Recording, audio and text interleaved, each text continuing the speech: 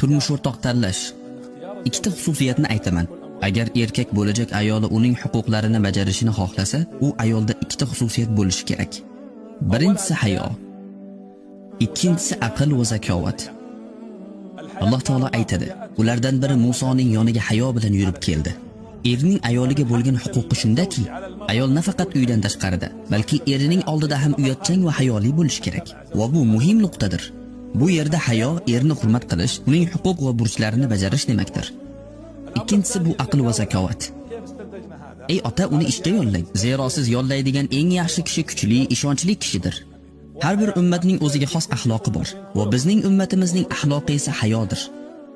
Agar ayol kishi hayoli bo'lsa, demak u ayolda qolgan barcha fazilatlar jamlanibdi. Ammo bu hayo buzilsa, qolgan barcha axloqiy fazilatlar ham buziladi. Bu muhim